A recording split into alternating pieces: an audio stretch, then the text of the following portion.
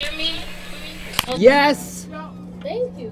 So like TJ, I have sickle cell disease, and from the beginning, thanks TJ. From the beginning, doctors, they always try to put a limit on my life and tell my grandmother, you know, specifically about 2 years ago, I was on life support, and they told my grandmother, we need your signature for consent, but she won't make it through the night, so, you know, stuff like that.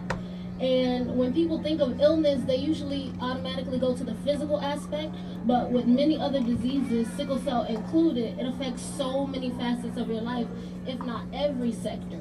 So I wrote this poem in the hospital, actually, and it just goes through how sickle cell can affect all aspects of your life. It's called Reality Check, and I hope that you guys enjoy this. Yeah. What happens when all you know is pain? When you watch as they stick 18, 22, and 24 gauge needles into your vein, poking in vain. Apathetic hands fishing can cause scar tissue like it's no issue, but it's very much so problematic. When you have anti-fantasy realists wishing in magic to escape the pain, because channels 4, 7, and 10, weatherman is irrelevant when my forecast predicts rain, and I'm tired, but you don't hear me. I'm tired, but you ain't listening. I'm tired, but you just add more medicine to the already high regimen, causing me to have crack fiend dreams on Tylenol with codeine, hopes high off the morphine, desperation unable to fall due to this drug called Toradol, and these steroids are plumping my dependency, lowering my count of self-sufficiency. And you're asking me on a scale of 1 to 10 to rate my infirmity, but numbers have no bearings when your pain is more infinite than eternity. And currently, the depreciating value of this medical currency takes its toll on the patient. And so I'm growing impatient, because every last person who judged me and even remotely close to relating, they got my 18-year-old logic debating the process of new medications, surgical decision-making, incision-making into the vein in my left chest, but you offer no advice, because as you say, I have to live with that.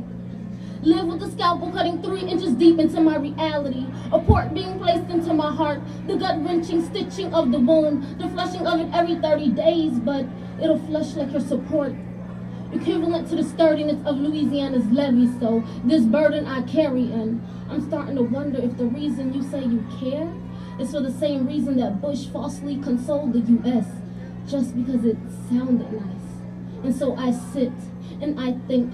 I want to confide in my ink, but crescent-shaped cells stop me before I even get started. It's like feeling with one whole but living half-heartedly, and poets stay using these metaphors like I can't breathe to relay their rhythmic deficiencies. But see me, I mean mine literally, with shaking knees and gritted teeth to avoid the pain of reality. Cause being bedridden with disease at age 18 ain't no serene scene. It's depressing, it's condescending.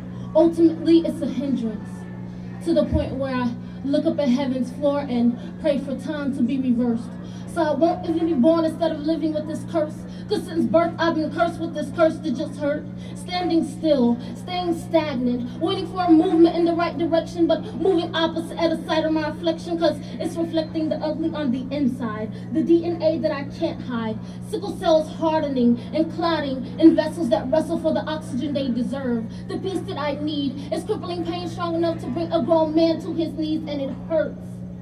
Not only my physical, but my mental too. How would you feel knowing there's no one quite like you?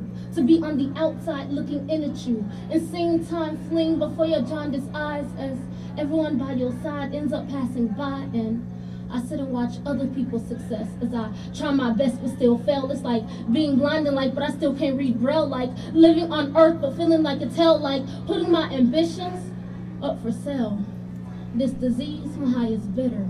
I'm being forced into complacency, but when the devil's facing me, I just remember that God has my back.